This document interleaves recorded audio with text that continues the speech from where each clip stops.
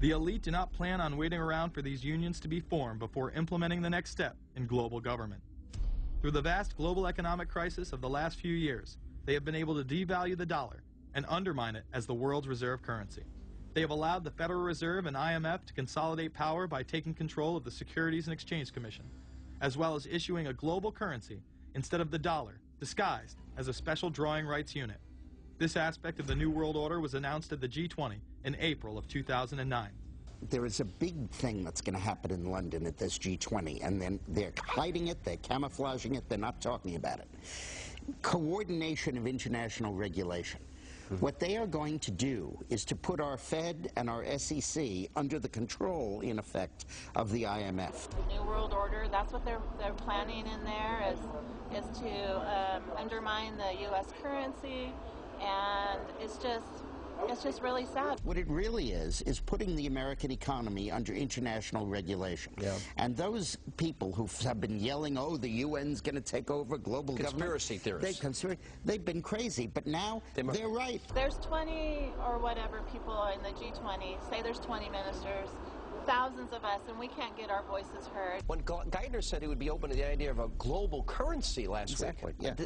Those conspiracy people had said and suggested that for years. Right. You're not wrong. Cash is becoming weeded out.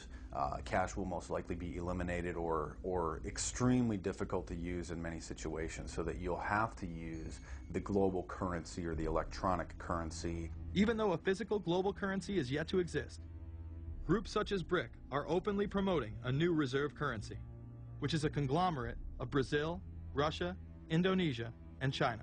Get everyone in the whole world using one currency, which some people think that's a good idea. Russian President Dmitry Medvedev recently showed off a sample coin of the new world currency at the G8 in July of 2009. We have also agreed today additional resources of $1 trillion that are available to the world economy through the International Monetary Fund and other institutions. This includes 250 billion from special drawing rights, the reserve currency of the IMF, drawing rights that will be issued to countries who are part of the International Monetary Fund. I think a new world order is emerging, and with it the foundations of a new and progressive era of international cooperation. The head of the European Union is also calling for global government. 2009 is also the first year of global governance, with the establishment of the G20 in the middle of the financial crisis. Gordon Brown has called for a world constitution. We now need nothing short of a world constitution for the global financial system. Both Gordon Brown and Barack Obama had been groomed to be the next Anglo-American spokesman for this new world order after Bush and Blair stepped down. Here is Gordon Brown in front of the CBI prior to him being chosen to become Prime Minister. And it's only now that we can begin to understand that the world order that globalization brings and what it's going to look like. But what does the new world order mean for countries like ours who are looking to succeed? And the question for us is how we meet and master all these challenges to ensure that Britain enhances its competitiveness in the process and realizes what I believe is our destiny of success in this new world order. A new world is emerging. It is a new world order with significantly different and radically new challenges for the future. President Barack Obama has also espoused similar views on globalism. Here he is in Berlin, Germany, in July of 2008, in what media have dubbed his New World Order speech. Well, there have been extraordinary scenes in Berlin tonight as thousands of people gathered to hear Barack Obama deliver key foreign policy speech on his current European tour. The Democratic presidential hopeful laid out his vision for America's place in a new world order. In this new world, such dangerous currents have swept along faster than our efforts to contain them. And that is why we cannot afford to be divided. No one nation, no matter how large or powerful, can defeat such challenges alone. But the burdens of global citizenship continue to bind us together. In this new century, Americans and Europeans alike will be required to do more, not less, Partnership and cooperation among nations is not a choice. It is the only way, the one way, to protect our common security and advance our common humanity. That is why America cannot turn inward. That is why Europe cannot turn inward. America has no better partner than Europe. Now is the time to build new bridges across the globe as strong as the one that binds us across the Atlantic. Now is the time to join together through constant cooperation and strong institutions and shared sacrifice and a global commitment to progress to meet the challenges of the 21st century. Barack Obama also became the first sitting president to ever become the chair of the Security Council for the United Nations, which only further cites his allegiance to world government. In an era when our destiny is shared, power is no longer a zero-sum game. No one nation can or should try to dominate another nation. No world order that elevates one nation or group of people over another will succeed. No balance of power among nations will hold. The traditional divisions between nations of the South and the North make no sense in an interconnected world. I think its task will be to develop an overall strategy for America in this period when really a new world order can be created. It's a great opportunity.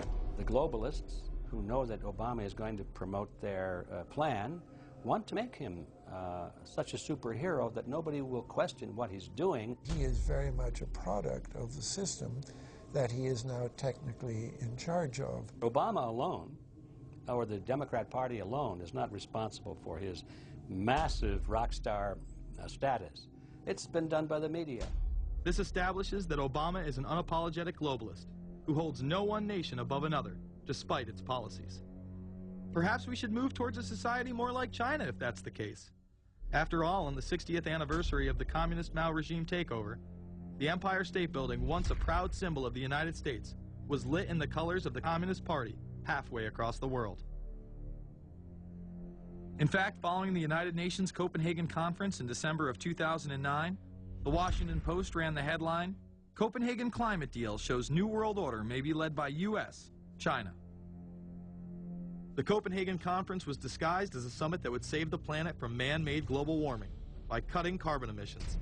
When taking a look at the almost 200-page document that was being proposed, it becomes evident that this was yet another attempt to establish global government and set up a global tax. In Section 38, it states, "The scheme for the new institutional arrangement under the Convention will be based on three basic pillars: government, facilitative mechanism, and financial mechanism."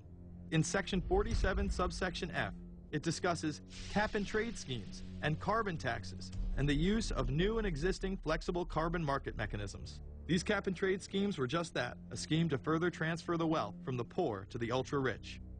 One of the ways it will drive the change is through global governance and global agreements. The fact that our president even attended should be considered treason. Just weeks before the conference, ClimateGate hit the media. Secret emails confirm that many of the United Nations lead scientists had engaged in fraud in order to promote the idea that man-made global warming was occurring and that carbon dioxide was a toxic gas. In reality, they admitted the Earth had been cooling for the last decade and that they had destroyed the source data in order to ensure the scientific community would be unable to review their findings. Bill Jones was forced to resign from his position at East Anglia University, and Penn State has launched an investigation into Michael Mann. Because of the scandal, many countries refused to sign the agreement, and instead only 25 heads of state, including rock star president and savior Barack Obama, signed a much shorter and broader accord. The document states that a high-level panel will be created, and that parties will be subject to domestic auditing, supervision, and assessment. The climate conference in Copenhagen is another step towards the global management of our planet. The idea that carbon dioxide, the life force for plants here on Earth, is a toxic gas and should be taxed is laughable. There have been numerous periods of time in which the Earth has had vastly more carbon in the atmosphere than present day. In areas where there have been volcanic eruptions which emit large amounts of CO2, plants have benefited, and there is no negative impact on the surrounding environment. as well as indigenous people from the excess carbon dioxide. The globalists promote this theory to keep mankind in fear, not only for the establishment of a global government and a global carbon tax, but the literal control of the entire planet. An even darker side to the scam of man-made global warming exists. In reality, it's about population control. Ted Turner reveals himself here in this interview with Charlie Rose. We've got to stabilize the population. When I was born, there were so what's wrong with the population? I mean, with too many people. That's why we have global warming. We have global warming because too many people are using too much stuff. We've got to stabilize population on a voluntary basis. Everybody in the world's got to pledge to themselves that 1 or 2 children is it.